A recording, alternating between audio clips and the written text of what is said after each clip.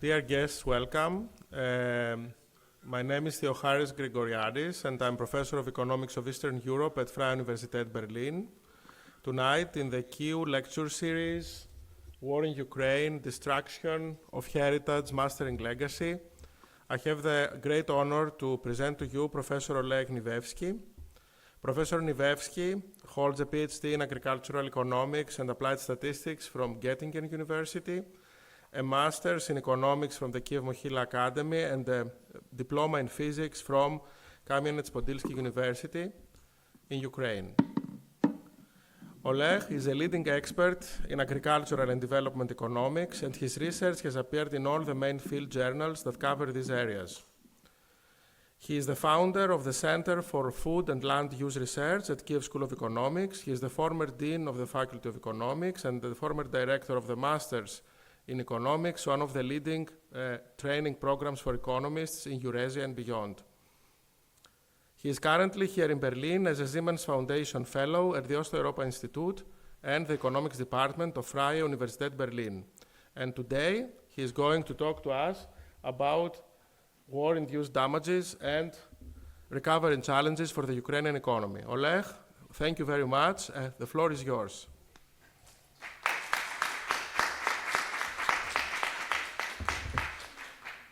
Yeah, thanks a lot, Theocharis, for this nice introduction. And thanks a lot for inviting me here to give a little bit of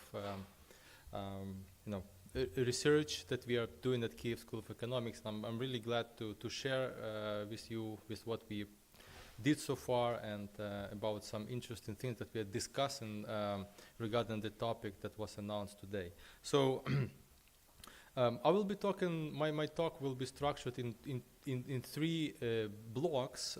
In the first block, I will be talking about like a big picture, because the title was about the damages, so I'm gonna define the scope of the damages that we have in Ukraine because of the Russian invasion. And I'd like to make a point that these damages are really unbearable for Ukraine, and this is the way we are living at the moment, and this is why so much hope for the for the help that we are receiving from the rest of the world in order to cope with the problems and in order to move forward. In the second part, I will be briefly talking about the reconstruction that we are having in Ukraine right now, about where we are now, to what extent the infrastructure has been reconstructed and developed further. And in the last session, in the last chapter, I will be talking about some challenges that we face, and again, from my point of view, from the point of view of colleagues that I'm working with, what are the key challenges that we are facing right now in terms of reconstructing and developing Ukrainian economy and country overall.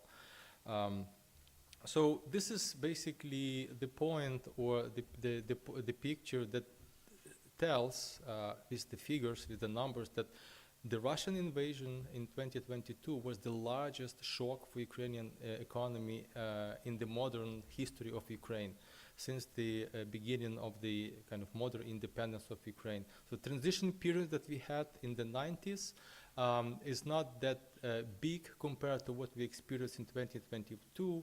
A 30% decrease in the real GDP. That's a huge shock that experienced Ukraine since the beginning of the war, and that has certainly some implications. Of course, after that large shock, Ukraine recovered a little bit and stays at the level of 4 to 5% of annual GDP growth, but still, with this rate of recovery that we have right now, it's not possible to reach the pre-war level of development, let's put it that way.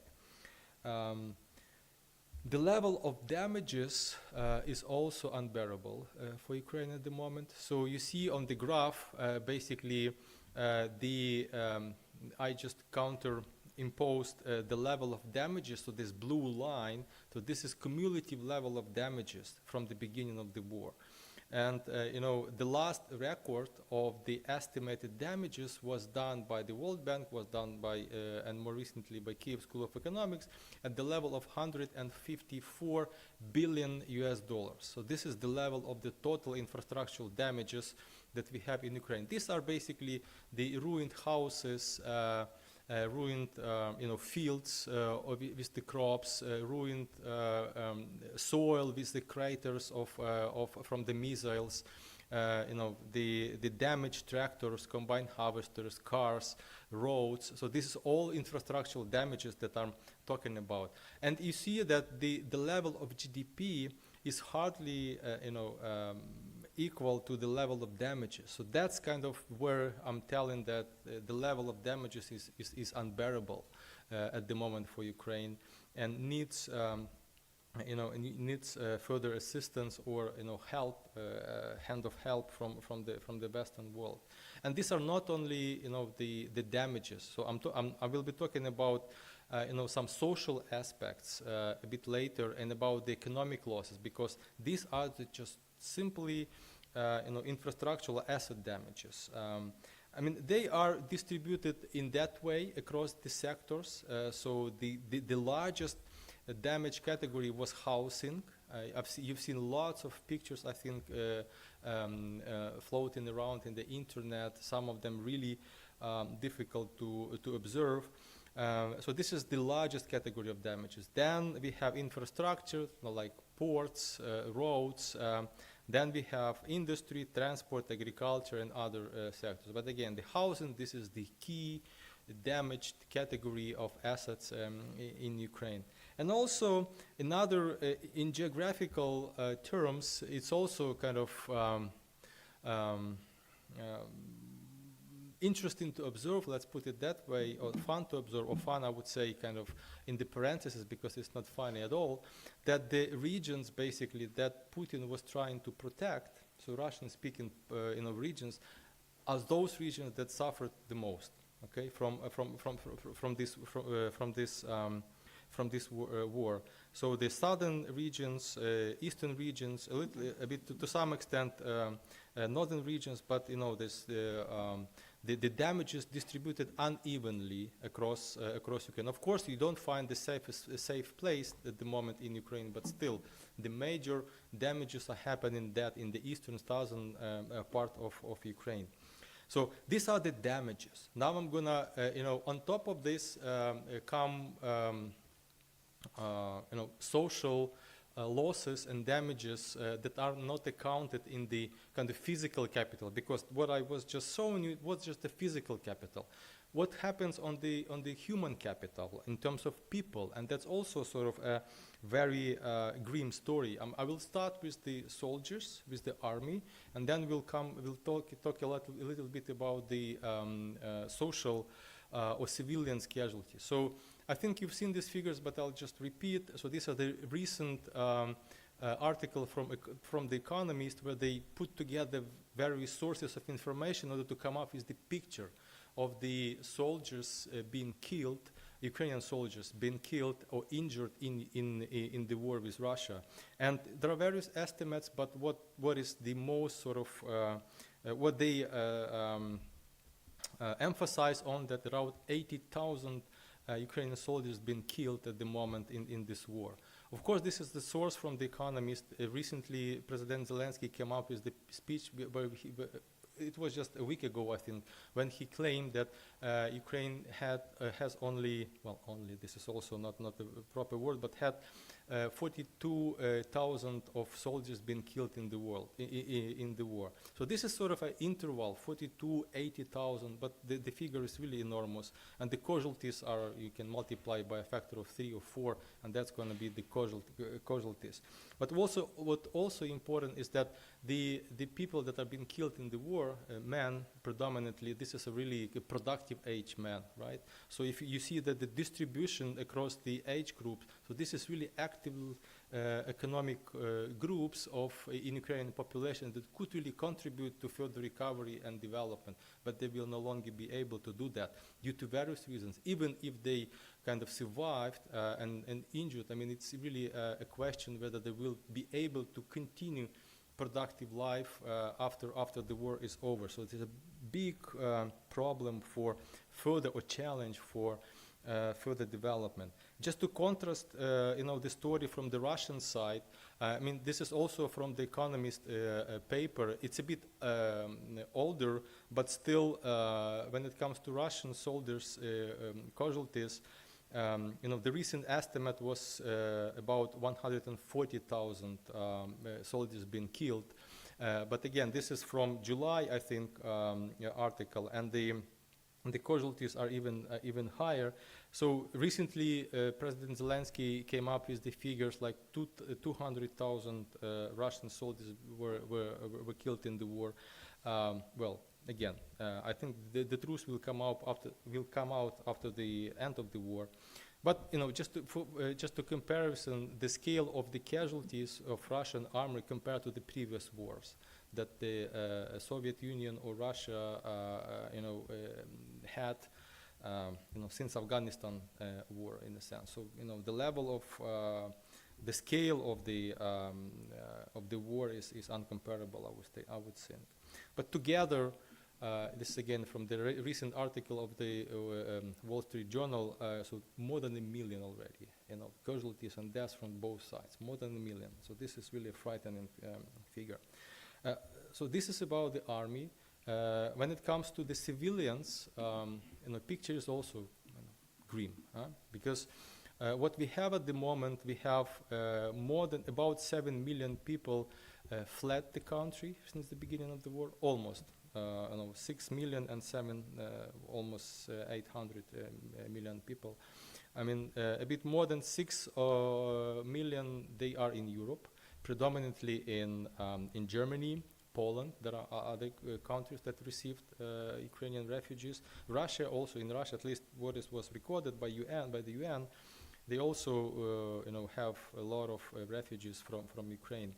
And also about 4 million people, they are internally displaced people, right? So they changed the living places in Ukraine. So basically, predominantly, they moved from the eastern and southern parts of Ukraine towards the west, and so reallocated somehow.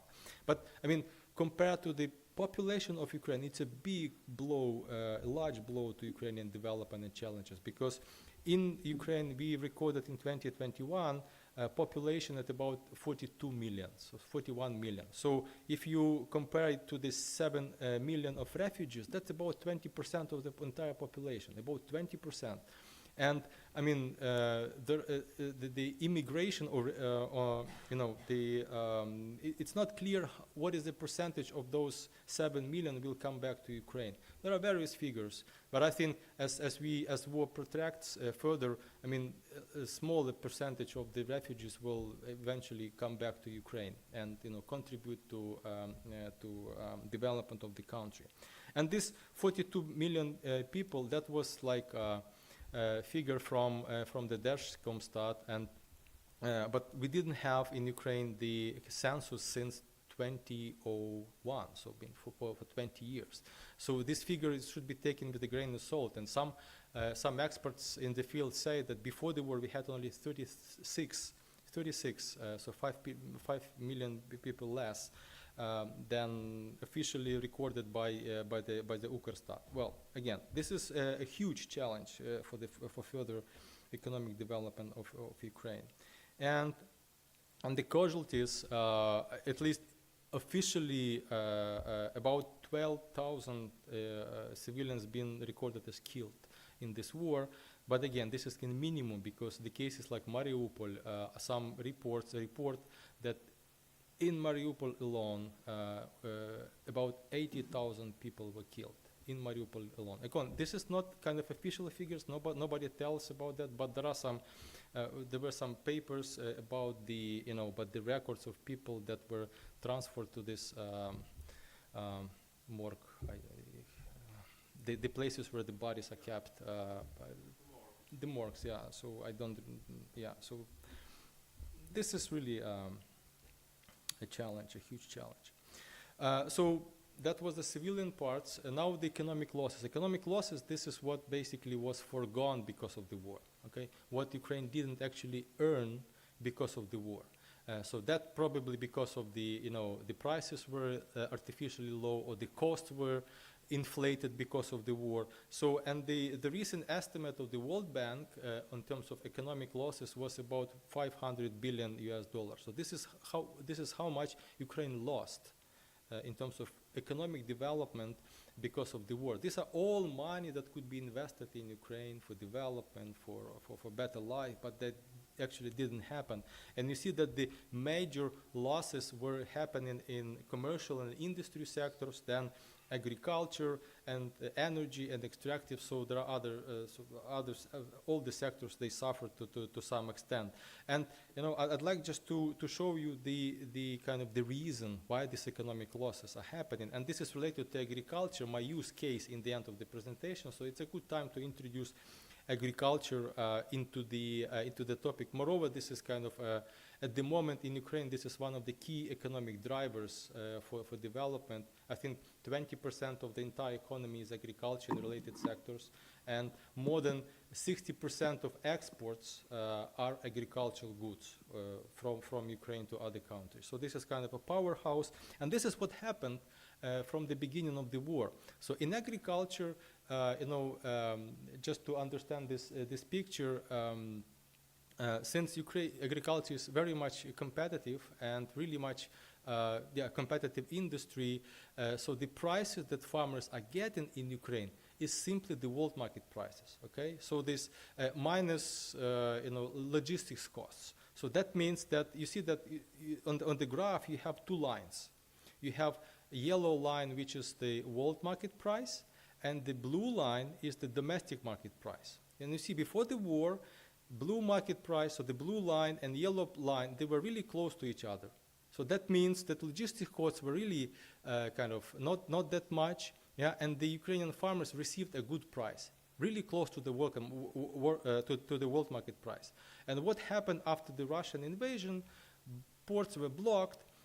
Farmers and traders didn't know what to do with the stuff. They were looking, other export routes. They were looking, ways to export to the European Union through Romania, through Constanța port. So that means, but these are all kind of either you should export through the western borders with the trucks, with the railways, and this is way more expensive than you export by the sea transport, by the ports. By the vessels. And that's why the logistic costs inflated a lot. And at the same time, that kind of brought domestic prices to the ground, basically. Right? You see this, the difference between world market prices and domestic prices increased a lot. And this is where farmers really lose their incomes. And I also, for the purpose of demonstration, I just described the average production cost of wheat, because this is the picture of wheat. And you see that, at that time there were about $150 per ton that were production costs, and the prices that were depressed by the export blockage and restrictions, they were depressed below the production cost. So the domestic prices were below the production cost, and this is how the farmers 2 years in a row were making losses. Only this year, only this season, I was talking recently to some friends in agro holdings. They were saying me that only this year they were starting making profits. Only this year. But this is where the economic losses that I was showing you from the big picture, that this is the origin. This is how these economic losses are generated. Because if there were no war, farmers would earn. Compared to the European farmers and to the US farmers, in 2022, in 2023, US and European farmers, they earn record level of profits, record levels. Best of all, 20 years, for the last 20 years, while Ukrainian farmers suffered losses. This is the effect of the war. So damages, economic losses, they make up the entire picture of the, reconstruction and recovery needs that Ukraine faces, right? So together, this is about the figures that you see on this slide. So I will not talk about the methodology, because this is the figure from the World Bank, but overall, this is how much Ukraine needs at the moment for recovery and reconstruction. Again, but this is sort of the figure from February 2024. So this February 2025, World Bank will come up with the updated figure. Probably it will change or it will not, I don't know, but still the figure is really huge. You remember the level of GDP of Ukraine in this year was about $160 billion. So this 3 times lower than the current reconstruction and recovery needs. So this is kind of the needs picture. Now what's happening with the reconstruction? So the pace of reconstruction that we have so far. I'm sorry for the figures. I haven't found a better one, and I wasn't able to get the sources. But these are the bars that show the dynamic of reconstruction. So the violet bars. So the light violet and the dark violet bar is the level of damages. Okay. So the height of the bar reflects the level of damages. While this light blue, I think this is light blue. No, this is the light blue, demonstrates the level of reconstruction. Okay, so for instance, if you look at this, unfortunately I don't have the laser pointer, but this is the bar for the house. Okay, so the largest one, because that was the damaged the most. And you see that the level of damages that's been already reconstructed is not that big. Okay, so it's about 30%, I think, even 20%. And if you look across all the bars, this level of reconstruction looks quite similar. So 20%, maybe 30%. That means that Ukraine is not up to the speed of damages that in Ukraine are happening. So we are not able to keep up with the level of damages and destruction that are happening in Ukraine. But still, I mean, the same fact of that, so much reconstruction has been already put together, that sort of shows the resilience of the country and the willingness to survive in current conditions. So now about the challenges. Okay, the challenges, I will divide them in two. So there will be two major challenges that I will be discussing with you. This is security and fiscal challenges, and then European Union. It's not a challenge, but an opportunity, I would say. But still, it's good to discuss, this issue around the European Union integration. So the first is financial challenges and security, because the war. This is really expensive enterprise. Ukraine spends hell a lot of money on this enterprise, and that put fiscal pressures. So without ending the war, it's difficult to talk about reconstruction and development, because it takes a lot of money, and of course you cannot really you can't really imagine about huge investments in the country where war is currently going on. Okay, because reconstruction that's primarily also goes with the investments, but when it's not secure, investment will not likely to come to the place where it's not secure. So security brings a huge tax or drag on the financial services, and this figure shows that financial resources, financial needs are enormous, but what Ukraine is currently having, so Ukrainian revenues, tax revenues, non-tax revenues, plus foreign assistance is not enough to cover all these needs. So you see that the blue bars, this is the level of foreign assistance compared to the budget deficit that is generated by the war. So the foreign assistance is not enough to cover the current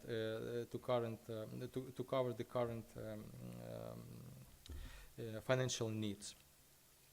And the war expenditures at the moment are about 25% of GDP. So this is a big picture of the budget of Ukraine. So you have like revenues on the left-hand side, and you have expenditures on the right-hand side.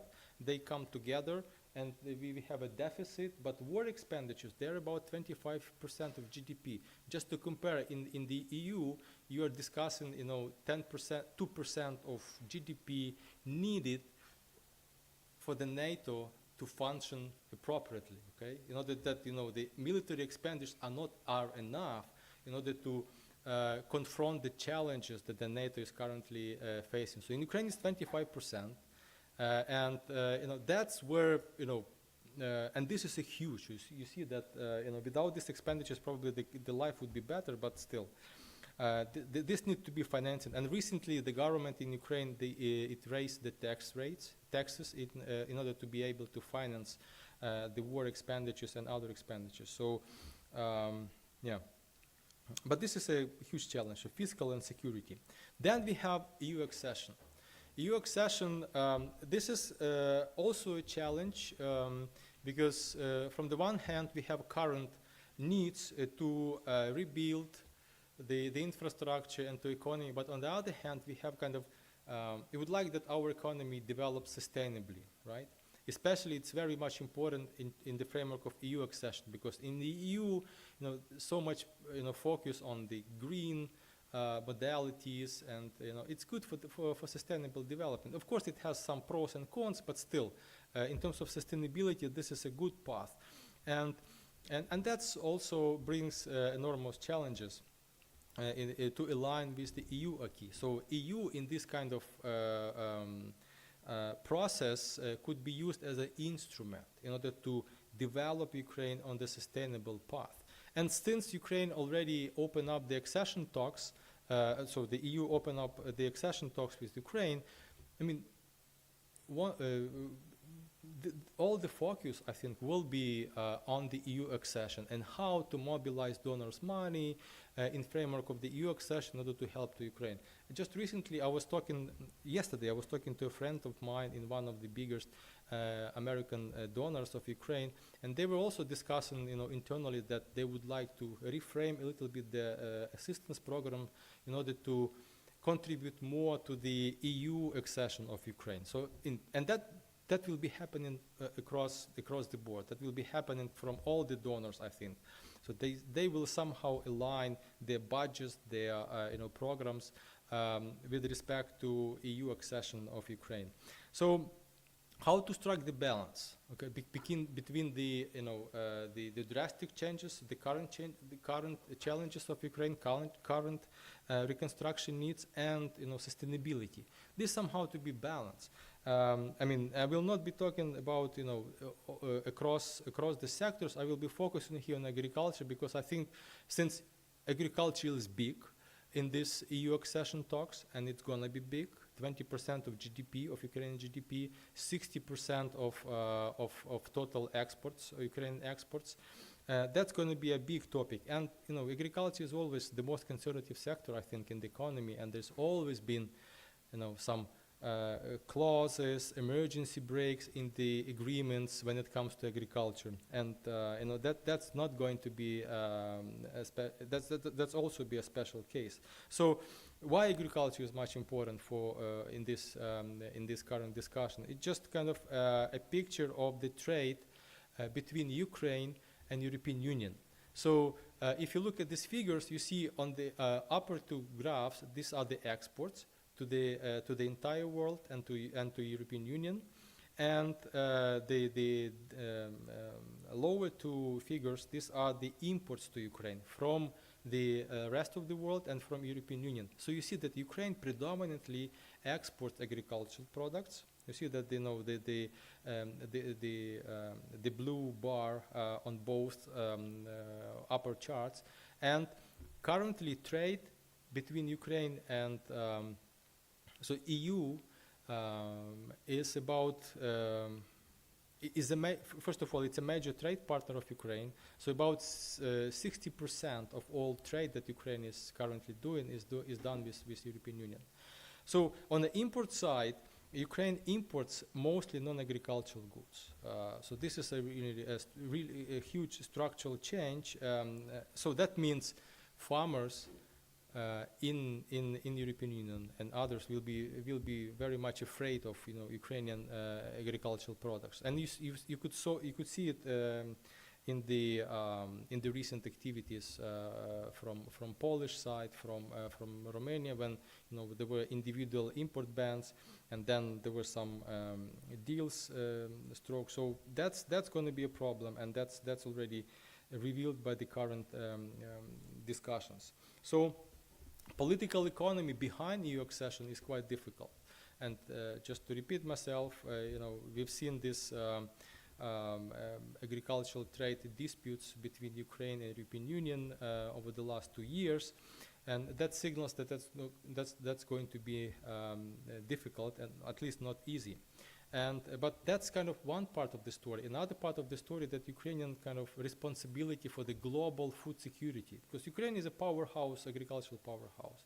So huge, very fertile agricultural land, large-scale agriculture, and then we are historically very much competitive in grains, oilseed, vegetable oil, and poultry is coming up, other types of meat is coming up. So this is a powerhouse, and this is needed to feed the growing population of the world. We're going to have plus 2 billion more people living in the world by 2050, I think.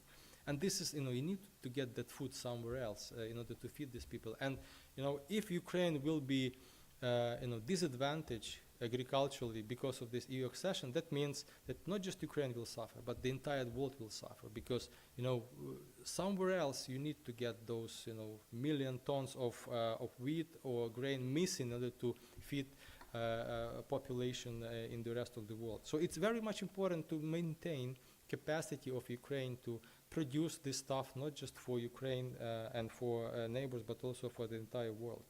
It's really important for the global food security. The problems, the challenges with the EU accession, as I mentioned, so I just mentioned 3. There's going to be lack of institutional capacity, then additional costs for the economy, for the private sector, and current European common agricultural policy of Ukraine and the whole discussion about the subsidies or the budget, European budget. So Ukraine at the moment unfortunately lacks capacity to implement EU acquis communautaire. That's kind of taken as given. So there was recently a report by the European Commission where Ukraine was rated it was rated like in terms of institutional capacity or development toward the European Union at the very beginning. So on the scale of from 1 to 5, we were scaled at the level of 1 or 2 maximum. There were some sporadic estimates of 3, but that's all. But EU acquis is very complex. It's very complex, requires a lot of institutional capacity. Ukraine is lacking that. And and this is quite important because this is a public good in a sense. This is a public service, and lack of investments in the public services and lack of efficiency in the functioning of public services. That's really a really bad sign for the economy, because and this is from the literature, if the public services are functioning well, that crowds in investments. At the ratio of 1 to 4 for Ukraine at least from the literature. So that means that if we invest $1 in public services and goods, if they're efficient and function well to the benefits of the society and to the sector, that would additionally create $4 of private investment, so 1 to 4. If the institutions are functioning well. If they're not functioning well, I mean, there could be a tax, okay? So $1 of investments could generate $4 of taxes or additional costs. So this is really important. And so you can imagine now the institutional capacity is low, and then all this elephant like EU acquis communautaire comes into Ukraine, and this tiny institutional capacity will have to deal with these complex administrative things. I mean, it can collapse, okay? And that's going to be really a bad signal or bad stuff for Ukrainian private sector. So all this investment that we are dreaming of, private investment, will be just gone because the institution will be not able to deliver what they have to do. So this is a big challenge. It has to be taken into account while preparing the EU accession talks and structuring the programs in the pre-accession funds for Ukraine. Additional are compliance costs for the private sector, because it's not just institutions. There's also going to be a private part of the additional cost, compliance cost with the EU acquis communautaire. And because private sectors, we also have to adapt, have to buy, new technologies, new knowledges, new equipment in order to comply with what is required in the European Union, especially when it comes to agriculture. And according to our estimates, given the previous studies, that's going to be additional, up to 10% of the current total talks for the current total costs for the private agriculture, for the private sector, which is not that much. 10%. This is really bearable. Okay. This is bearable for the private sector. And again, I just last week I had a discussion with a colleague of mine from Agro Holdings. We had a discussion with our Polish colleagues on the EU accession, and he said that that's going to be the cost will be there, but we will be able to to digest them. That's not a big deal for us, especially taking into account the benefits that they're expecting during the accession period. But since the private costs are there, still, that would define a little bit the development trajectory. So here, I just give you, just want to share the recent studies that we made on the modeling scenarios with respect to EU accession. So here you see that was used using the AGMA mod simulation. So this is the partial equilibrium model that has been used by the European Commission. So very much widely used model. So we used it also in order to see what's going to happen if Ukraine becomes EU member. So here you have two lines. One line, this red or orange line, this is kind of a status quo, so the baseline scenario. So what's going to happen if Ukraine does not become a EU membership but continues to trade with EU on the current conditions? And the blue line, this is the baseline. And the red line is actually what's going to happen if we become EU members. If Ukraine becomes an EU member. So you see the difference here is just for the grains. So that means the EU membership, because of the additional production cost, will bring Ukraine onto the lower trajectory of development. Okay, so there's going to be less of, let's say, wheat and maize to be produced if we become EU member. So there's going to be kind of cost for Ukraine, okay? And if you remember what I told before, that's going to be not a good sign for the global food security, okay? So that's going to be, but these are modeling scenarios.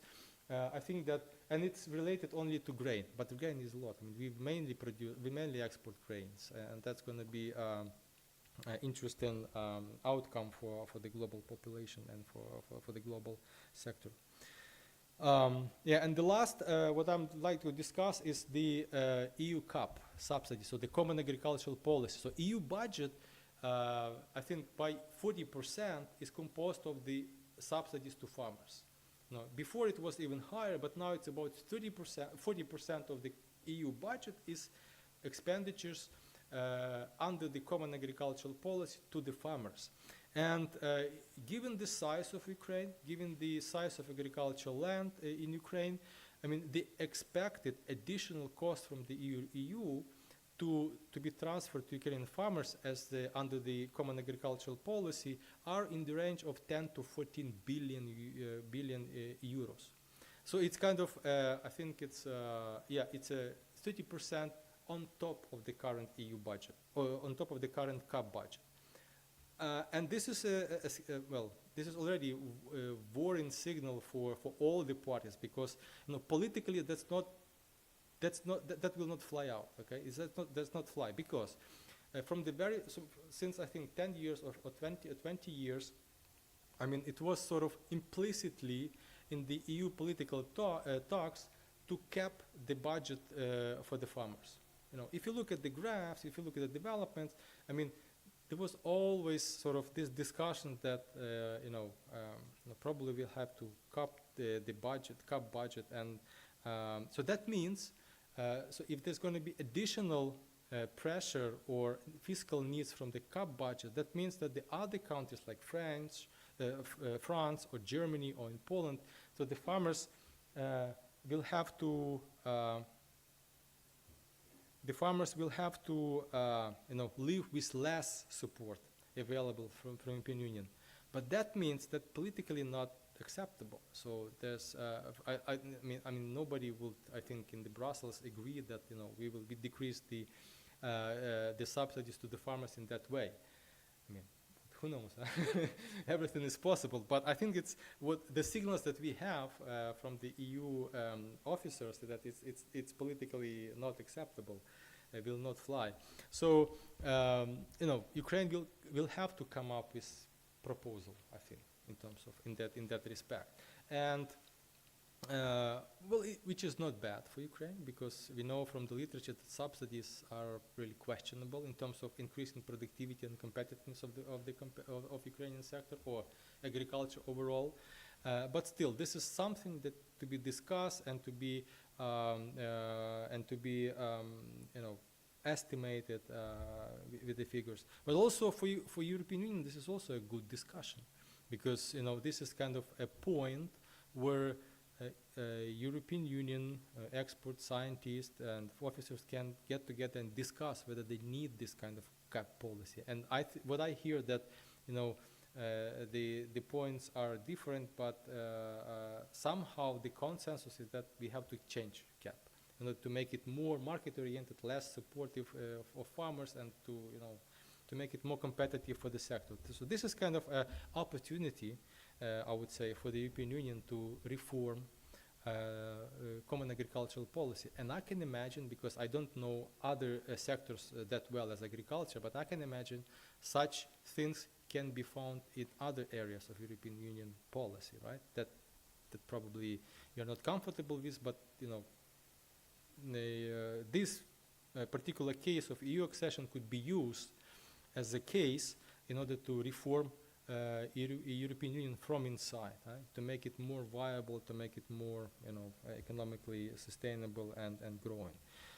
As a conclusion, I'm perfect in time. So the damages and losses are unbearable for Ukraine. This is the point, the message that I would like to leave you with. And but Ukraine is continues to fight,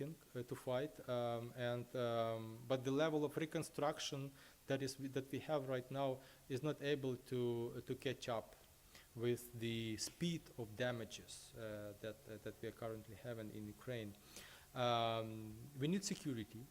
So this reconstruction and recovery process is really hardly imaginable without real security and peace in Ukraine.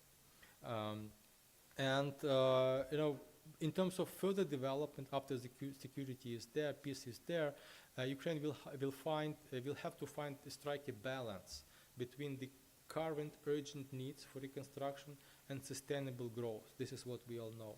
And I think that, and I make it kind of an argument, that EU accession will help to strike that balance. So with the green ideas in the European Union and with all the support that we have, I think that accession process will help to strike the balance and use for further development. And for you, it's also kind of a challenge and opportunity to reform from inside and make it a better place to live. Thank you very much. I'll be happy to talk.